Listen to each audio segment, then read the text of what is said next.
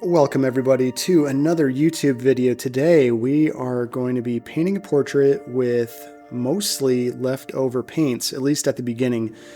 I had a bunch of blue paints, some subtle grays, and some blacks from some other projects, and I thought, hey, why not just try to create a painting from those leftover paints? And another thing that we are doing today is just doing a one-layer painting. This is completely alla prima. That means in one sitting, we're going to be sitting down, painting this, and not quitting until it's completely done. One of the things I think I did a little different with this painting right off the bat was, instead of putting any line work whatsoever into the painting, I decided to just focus on those dark areas. Now, it's not unusual for me to focus on the dark areas first, thinking about those shape of shadows, but I tend to throw a few outlines into my work just to give me something to start with. But there are a lot of different ways that you can approach the very beginning stages of a painting. I could probably name a good dozen different slight variations of how I've started paintings. Sometimes I throw in quite a few extra lines to get a good judge of where the face will be located. But for this painting, I went the completely opposite direction. I am just thinking about shapes. I started with the shape of shadows, which is always a great place to start.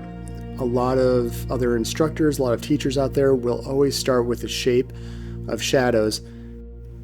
Now at this point with this painting, I am starting to jump into the highlighted areas of this portrait.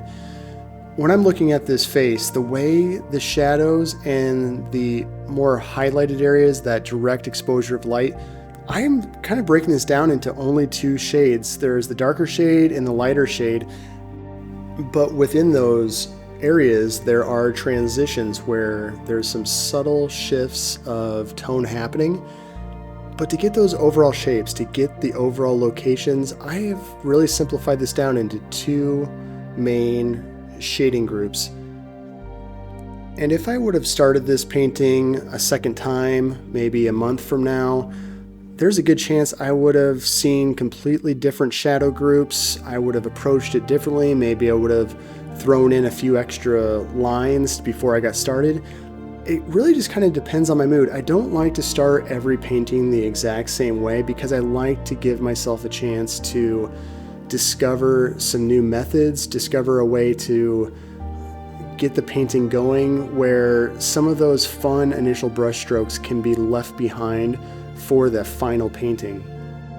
And another thing I like to do, especially in these early steps, is to take out some different brushes, take out some different tools, push the paint around in some fun ways. This is really the time to really free yourself and to allow some intentional mistakes to happen, or some intentional blobs of paint to be in sort of unusual places. It allows for some elusive moments. Those elusive moments are the kind of thing that I'm always trying to find, and they're called elusive for a reason, because they don't happen all the time. Not every painting I have gets one of those really nice gestural brush strokes that I just know I want to leave alone.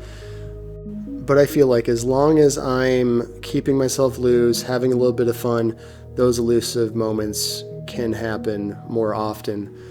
Now at this point in this painting, I'm starting to put in a little bit of the detail. I'm not always stuck in a certain way of doing things. That whole chin area has not even been touched yet, but I thought I'm going to jump into a little bit of the details. I threw in some details around the eye, the nose, and it's great to change it up. That's where I have the most fun. Another thing you might be noticing in this painting so far is that the color palette is actually pretty straightforward. In the darker areas, it's much cooler. In those sort of midtones, I have actually created a much more saturated blue. So those transition areas are where you're seeing a stronger blue. This is a great effect that you can use whenever you're going from a lighter area to a darker area. The key is to make sure that that transition color, that in-between color that you decide to make a bit stronger in saturation, make sure that it does harmonize with all of the other colors. So for this painting, there is an overall blue temperature to everything. So you don't want to throw a red in. There's a very good chance it's not going to work, depending on a lot of different factors. There's so many different things that have to do with color theory that are going to help guide you in what you can and can't do. There's always rules you can break, but for this painting, I knew that a nice middle of the row saturated blue between those dark areas and light areas would be a perfect accent color for this painting. Now, to jump to the background, I decided at this point to finally fill in the rest of the background. And I decided for this painting that my scraping tool, my squeegee tool, whatever you want to call it, would be a perfect way to fill this in. And a lot of the reasons I use these tools for the background is because I like to paint in a non-toxic way. So I don't have a lot of mediums that will put bad vapors in the air, like odorless mineral spirits or turpentines. I just simply used a little bit of linseed oil, and that was really all I needed. It creates a nice non-toxic environment for me to paint. And that's how I've learned to paint for a long time, because I used to work at a very small spare bedroom in my house before I got my bigger studio. And I didn't want those fumes just packing themselves in that small space. Of course, now that I have my bigger space, I could jump to some mineral spirits, and I do use odorless mineral spirits, especially on bigger paintings, to help get these really big brush strokes to happen. But a lot of the time, I'd say 90% of the time, I am just using straight up linseed oil to thin out my paints, and that keeps things very simple. And I know that it's going to mix well. There's no mystery on how linseed oil is going to react when you mix it in with oil paints that already have linseed in them. And I would say that's kind of a general theme to how I paint. I keep things as simple as I can. I try to do the most with the least amount of mediums, the least amount of paints. I've been using the same 11 colors now for 15 years, it feels like, roughly. But I'm always finding new ways to explore with the tools I have. Now, I think that's about the end of this painting. We're getting towards those last couple of brush strokes. Really quickly, I wanted to let you know I do have a Patreon account where I'm doing a lot of oil painting tutorials.